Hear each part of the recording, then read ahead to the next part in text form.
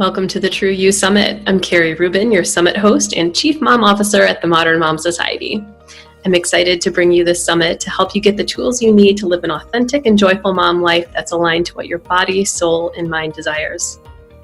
I hope you enjoyed this limited time free interview with one of the 15 experts that are here to discuss how you can get closer to your true you. Each day of the summit, we will explore 5 different areas of your life where you can improve your connection to your true you as a busy mom. Parenting, mom life, authenticity, spirituality, and mind and body. You'll have 24 hours free access to listen to the 3 experts discussing the topic of the day. Otherwise, you can purchase lifetime access to these life-changing series of interviews. There are 2 different packages available. The basic package, which includes all 15 interviews in MP3 format, can be purchased for $29, or the deluxe package, which includes all 15 interviews in audio, video, and transcript format, so you can get this great information whichever way you prefer. Plus, the deluxe package also includes bonus PDFs. One is the How to Connect to Your True You guide. It highlights the ways that the experts shared in their interview as to how they personally connect to their true selves, as well as the common ideas and themes throughout. So if you're new to connecting to your true you, or you're out of practice, you can start trying on these different ways of getting in tune with your inner wisdom, intuition, and true self right away. The second bonus PDF is Key Takeaways from the Summit. As I was recording all of these interviews, I noticed common themes and threads throughout. And this bonus document highlights these keys, so you'll be sure to get the most important ideas and begin to make shifts towards a happier, joyful, more aligned, and more fulfilled mom life today.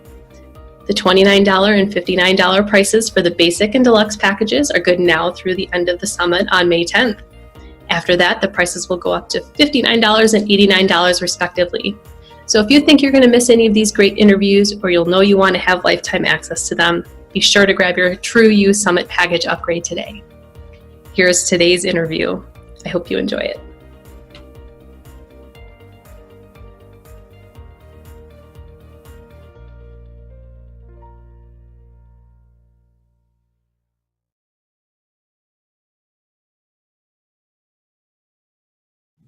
Hi, and welcome to the True You Summit, presented by the Modern Mom Society. I'm Carrie Rubin, your summit host and the Chief Mom Officer at the Modern Mom Society. I'm so excited to bring you the summit to help you get the tools you need to live an authentic and joyful mom life that is aligned to what your body, soul, and mind desires. This interview's expert is Shannon Jamail. Shannon is a therapist turned coach and author leading heart-centered retreats around the globe. In addition to her yoga meditation training, Shannon holds a degree in business as well as master's in behavioral science, along with over 2 decades of working with individuals in career and self-growth for a complete mind and body approach to health, peace, and prosperity. Surrender is a topic that is near and dear to my heart because I have had pivotal moments in my life where the surrender was profound and led to amazing things. I'll discuss a little bit of that in the interview. And some other times where surrendering was really elusive. Regardless, I know that surrender is a huge part of finding your true you, and I was thankful to have found Shannon and her book to have her as part of this summit. We discuss why you should consider surrendering, what gets in the way of us letting go, and how to actually do it. I absolutely love Shannon in this conversation and even had an aha moment as she was discussing the process of surrendering. So I know you'll get a lot out of this interview too. Here we go. Welcome to the True You Summit, Shannon. I am so excited that you're here. I'm so excited to be here. Thank you for asking me. Yeah, I was so excited when I stumbled upon your book called Surrender, because surrender is a big topic for me. I've had a few situations in my life where I knew it was like, I need to let go. I just need to surrender. I'm like, okay, I'm going to surrender. And then it's like, it doesn't quite work out that way. So can you talk a little bit about your book and what led you to write it? So my book is really designed for anyone who wants to let go of past limiting beliefs, the ones that we are like strong holding on, and really just step into their power and step into who they really want to be. And so I wrote it kind of like anything else that we do, whether we're a teacher or a writer or a mentor of something, we always speak and teach and write from where we need to be or where we are. Mm-hmm. And that's where I was.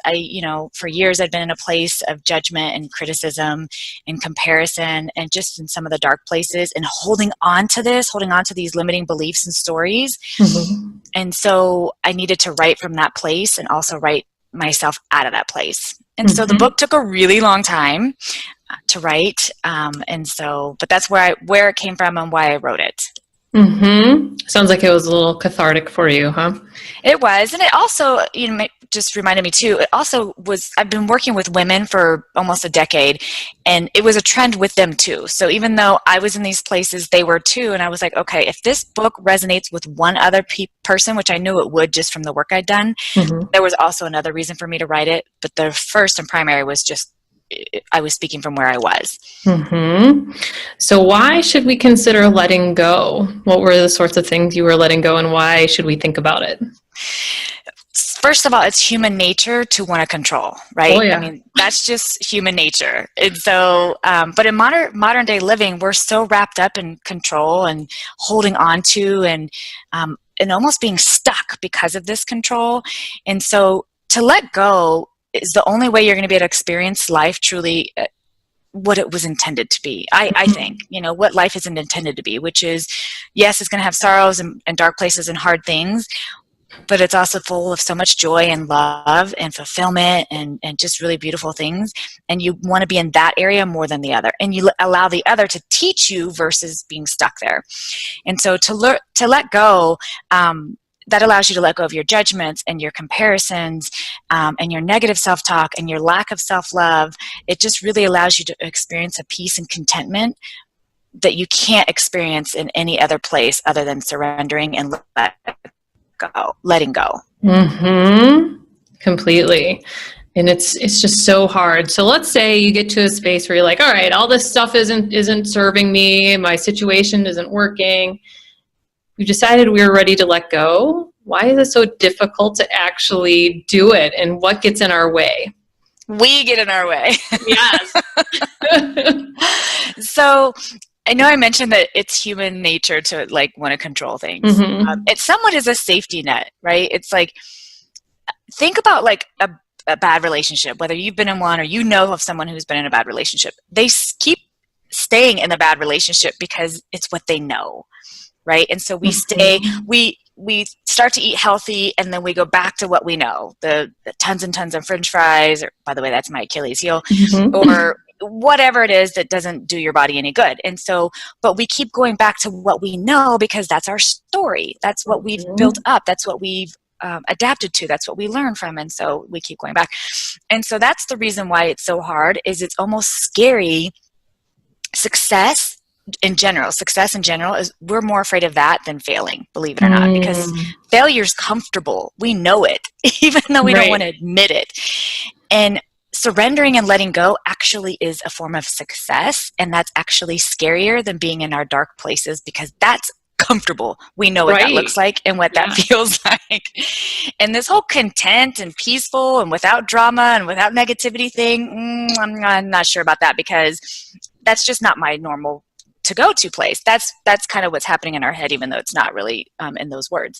And so that's why we keep going back to, or that's why it's so difficult to do, is it's just scary. I mean, it really is. Any change can be scary.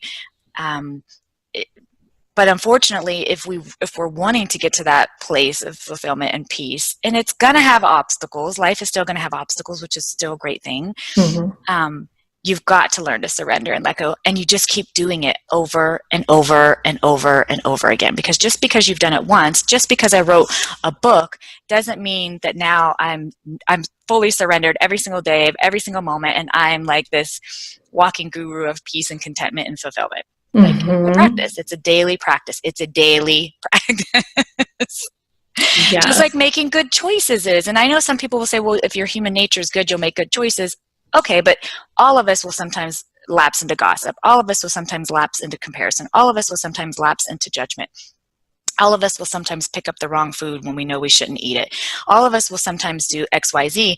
And so it's a giving ourselves grace in that moment, not beating ourselves up when we do, and back to surrender, and back to surrender, and back to self-love, and back to releasing of judgment, et cetera, and so forth. So, but it's hard. I mean, that was a really long answer to your question. It's hard because it's comfortable in the dark place, believe it or not. If that's where we've been for a really long time, it's just comfortable. It is. It is very comfortable. And stepping into the unknown and stepping into a different version of yourself. It's completely uncharted territory, and we're not comfortable with living in that space at all. So I'm curious if you could share a little bit more of the specifics around your journey and some of the things you had to let go of, some of the limiting beliefs and some of your story that you had to let go of and change. Yeah. So throughout the book, it's written with research content and then personal history. Ooh, my kind of gal. I like science and research. I do too. I like a little bit of everything, but it really helps me hone in when there's like personal experience that can be tied to it. And so for me, my whole life, I grew up in what may be called difficult. I don't get into comparison if mine's more difficult than yours or whatever, but it served its purpose, right? It definitely served its purpose. And so I had lots of challenges in my youth that allowed me to be who I am today. But for a while, I hung on to very victim language and victim mindset based on those challenges that really consistently dropped me into a place of comparison and judgment and tearing down and self-loathing, although I didn't know it in a lot of ways. I thought I was all of that in a cup of cake, but I really, you can't love yourself if you're attacking the world, right? You can't love yourself if you're tearing someone else down. And so that's a lot of projection going on there. And so, all of this, history, really, it's a belief system that was built over years of how I saw the world through these lenses of childhood trauma and childhood experiences and teenage trauma and teenage experiences. And that's what I applied to my everyday life. And I realized that, that's really not going to be fruitful. You'll constantly be in this place of trying to control and holding on to your old stories and that dark place and staying comfortable. And so I knew I had to move from there to a better place. And I know I've said some of this at the beginning, and what that looked like was a lot of internal work. At the time of me really wanting to write the book, I was just finishing up my clinical experiences for my master's degree in behavioral science. So I was working with patients who, had dual diagnosis, whether it was some sort of addiction plus bipolar, addiction plus schizophrenia, et cetera, a lot of mental health disorders. Wow. And one thing that you learn when you're going through your clinicals at the beginning of your career, I guess, is you kind of have to dig up your own stuff, something else, but your own stuff, and really look at it. And not that you have to heal yourself, but you have to pull it out and be able to look at it so that you can then quiet it down and hold space for someone else. Right. Because otherwise, if someone else comes into your office or your clinic or your medical practice or whatever, and they're telling you their life story and it pulls up all these triggers for you, well, then you're not being present and you're not being available for this person who needs you. And so it was during that time that I realized I've got a lot of stuff and I'm not going to be a benefit to anyone else or a service to anyone else, let alone myself, if I don't pull up this stuff and just bring awareness to it. It's kind of like, I know there's a saying, and I don't know who it is or where it came from, but it's kind of like that stuff that we have inside us, that whatever, trauma and history and experiences and whatever, it's in the dark kind of, and if you could just bring it out to the light, right, just bring it out and just look at it, even it's already lighter and it's less, it's got a less of a stronghold on you, and you're just able to examine it and just ask questions like, where is this from? Why do I see it this way? How could I look at it differently? How could I look at this more lovingly? And so anyway, so I just went through that process, and all the chapters in the book is each area of darkness that I had to bring to light, and how I looked at that and how I was able to apply certain things to change that. And so yeah, and that's when I was like, I've got to get this done, not just for myself, but for the clients that I work with on a daily basis. Yeah, that takes an incredible amount of self-awareness. I've always wondered about that, and being in therapy and talking to the practitioner and having them hold space, and I can imagine that it brings up a lot of things for them. So it's really interesting that you were able to work through your own story, and it's beautiful that you did it obviously for yourself, but also in service of your clients. Yeah. I would love to dig into what the surrender actually looks like. What is the practical steps? Because this is, all sounds well and good, but when it comes down to actually changing your story and letting that stuff go, it's not just like, okay, I'm done, but it is a little bit of a shift. Can you walk through some of those steps? Yeah. So in the book, it gives you very clear step by step by step, but I'll do a kind of overview, and it does step by step for each area that you may or may not struggle with. And the good thing about the book too is it's laid out, and I don't mean to just keep saying the book, because I have lots of free articles and you can just go on my website too and find this information. But not everything may apply to you. Maybe you don't struggle with lying or not being a truth teller, or maybe there's certain things that you don't struggle with. But as a whole, honestly, the very first step is just being aware. And I know you said self-awareness can be difficult, but that really is the first step, because to give you an example, many of us have been in a victim mindset place at some point in our life. It's really difficult for a victim to say, I'm a victim, right? Because a victim generally will be like, it's not my fault, it's their fault, it's my parents' fault, it's how I grew up's fault, it's my aunt's fault, it's my uncle who abused me fault. They could go on and on and on and on, but it's never something that they own. And I'm not saying you have to own that you were abused or you were this or that, but you own that it happened and now you need to move on from it, versus it happened and my whole life is hell because of this person or that or this or that. And so first step is always self-awareness. And from there, it really is just a series of questions, and it varies by what it is, but it's a series of questions as, where did this come from? This belief system that I have, this thought that I have, these emotions that I'm having, these actions that I'm taking, like, where does it come from? And then it's, how can I look at this differently? And then it's, what would it feel like if I thought the opposite? Right?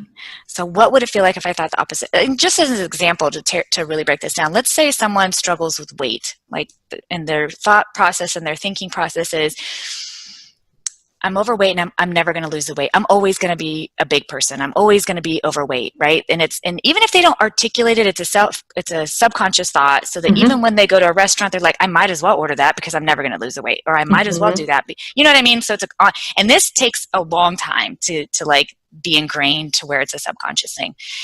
And so if you can first of all break it down and go, I'm aware of the fact that I'm telling myself I'm overweight, whether someone else does or not, that's irrelevant because we can't control other people. But I'm having these thoughts about myself. I'm doing this. So I need to be aware of that. And then it's like, where does it come from? And you can break that down, and however that looks, where does it come from? And then it's like, how could I possibly look at this differently? If you get stuck there, because we can, it's like, well, I can't look at it differently because my clothes don't fit and I feel like shit and blah, blah, blah, just goes on and on.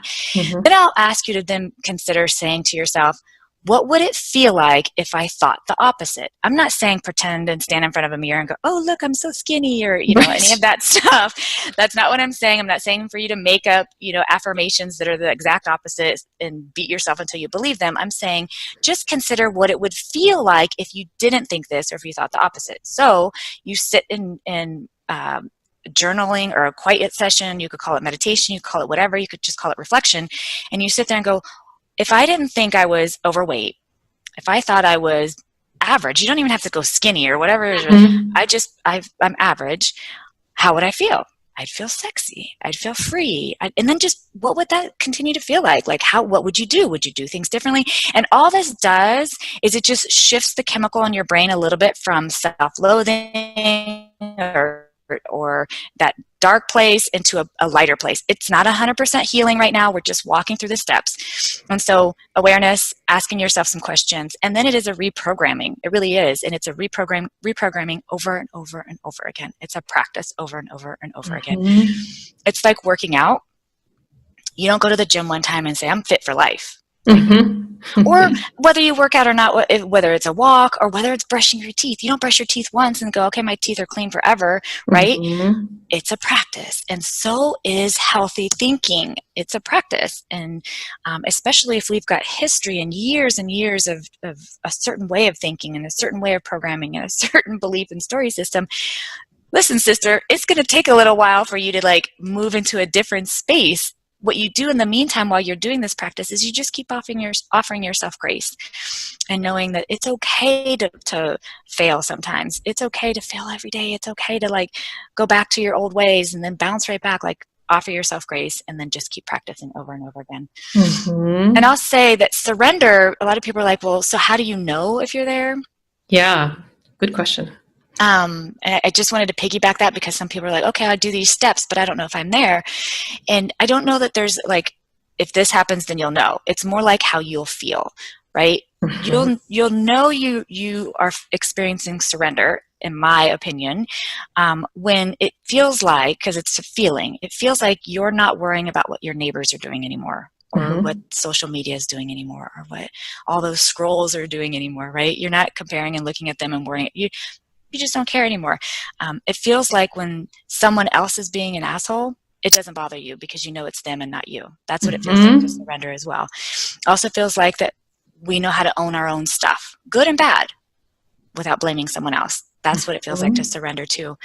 It feels like choosing love as your response, even when you're faced with hate.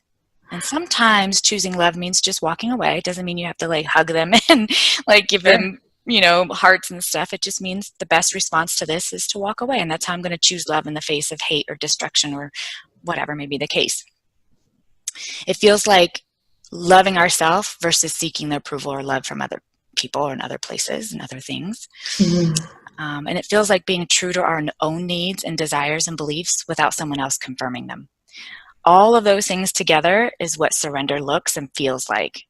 You'll know it when you feel it, if that makes sense. I totally get that. And you just gave me the tingles. And that was so beautifully stated, because I feel like from my experience, I've had some moments of immediate surrender where one example was I was the last one of my friends to have a serious boyfriend, and I was like, it's never going to happen for me, and I'm going to be relegated or whatever. And then I went on this really bad date, and on the way home I'm like, all right, God, I'm giving this up to you. I am done.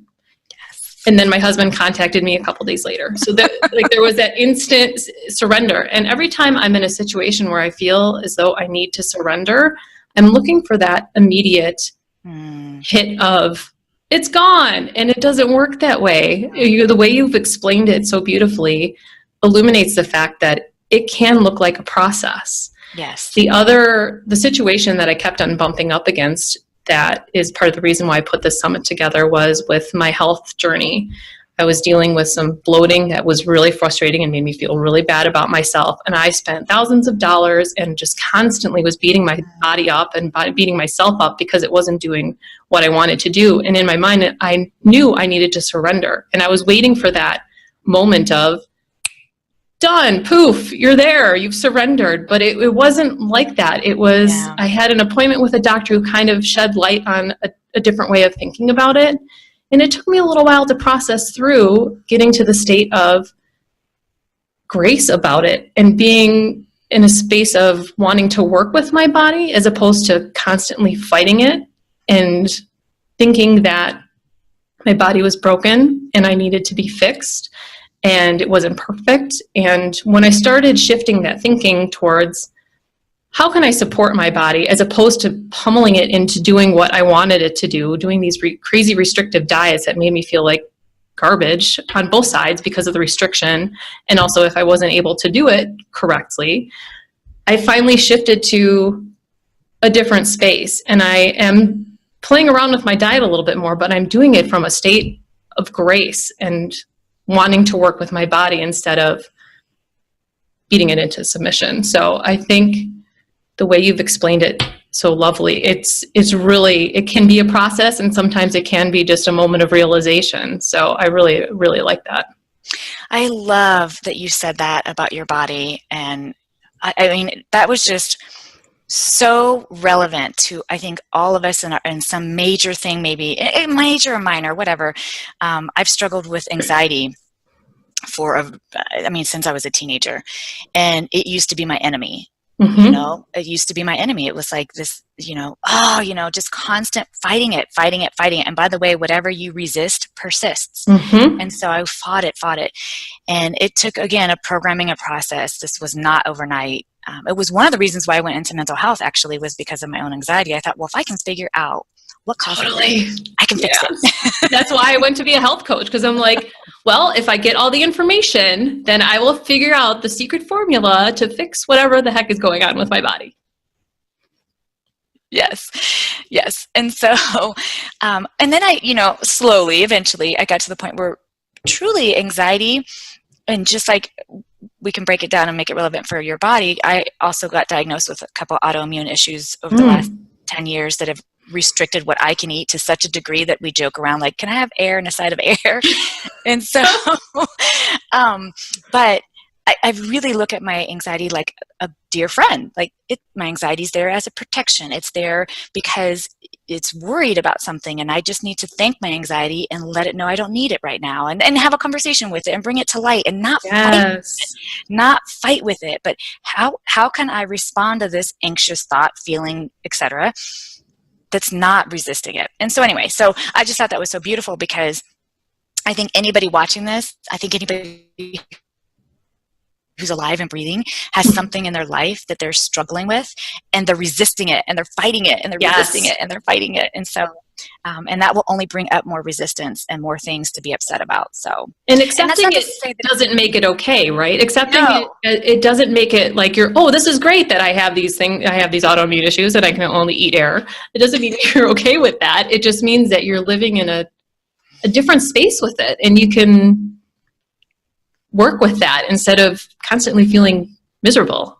Yeah. I think I've gotten to the point now, though, after really so many years of working with my anxiety, that I probably am a little bit closer to the space of being, I'm okay with it, in the sense that my anxiety may never go away. There's believe it or not, there's no cure for anxiety.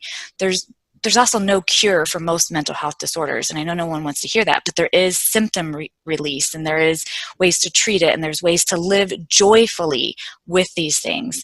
And yes, there's medication and different things that you can do if that fits your lifestyle and fits your body and it works for you, and there's so many different ways to treat these symptoms of it, but they don't typically just vanish. And so I think I am actually okay with having anxiety, but I'm not okay with the negative symptoms of anxiety. Sure. That I'm not okay with. And that's where I'm like, okay, you're here. Hi. Thank you for your protection. But we're not going to play this game today. So how about we do this instead, And so yeah, I totally agree. And I feel you, sister, because again, just like you went into the health coach aspect, whatever we need is where we tend to go and where we tend to dig in, which is great, because we're going to dig in and we're going to figure this out one way or another. To the control side, for sure. But to further the triaging of, once we've gotten to the point of surrender and you start changing your thoughts process, I think what comes next could look a little bit different. I mean, we've touched on a few of the different ways that the other side of surrender, what that looks like, but could you dive into that a little bit more? Yeah, so I think really what it looks like after surrender, I know I've already kind of said it, but I feel like it needs to be said over and over, is practice and grace. Practice and grace. So for instance, one of the things that I still struggle with constantly is judgment. And judgment is nothing more than a projection of my own insecurities. That's what it is. Whatever. And it doesn't even have to be an exact for exact. I could be judging someone for what they're wearing, and I may not be struggling with insecurity about my own body at that moment. I could be. I might just be insecure about something else, and I'm just lashing out. I mean, truly, it's just a projection. And so obviously if I'm judging, which is something I still struggle with, then I'm got something in me that I need to be working on. And so, but I can't judge someone and then go, dang it, Shannon, are you serious? What, and then beat myself up, because that just perpetuates the process and the problem. And so instead, I judge or compare or do something that is not aligned with my highest good. I'm going to offer myself grace and go, whew, well, that was not the right path that I wanted to go on, but that's okay. What can I learn from that today? What could I do differently? What's stirring up inside of me that's making me do this, et cetera, and so forth. So again, you go to judge. It's literally practice and grace, practice and grace, practice and grace. And so I know that's really very basic, but that's really what it comes down to, because otherwise we'll go into that place of, okay, see, I'm judging. Well, forget it then. I mean, I'm just judging, and now I'm going to compare, and now I'm going to go all down to all the dark places, and that's comfortable to me. Remember, it's real comfortable because I know how to judge, and I know how to be sarcastic, and I know how to be mean, and I know how to do all these things because I've been doing it for a long time. Right. And so I can just slide right back into that role really easy. And even though in the moment we think, yeah, it's good, it's comfortable, that's where we are, we know it doesn't really feel good on the inside. And so, yeah, so it's just practice and grace. Yeah, grace is something that I've really have been trying to practice more of for myself, because as a recovering perfectionist, I'm not allowed to make mistakes. And so practicing that state of grace of, so today didn't go as well as I would have hoped. Let's try again. What did I learn? Maybe I shouldn't keep chocolate chips in the house. You know what I mean? You're so speaking my language. I know. I'm always like, if it wasn't there, stop buying it. Yes. Totally. Any other words around surrender before we wrap things up?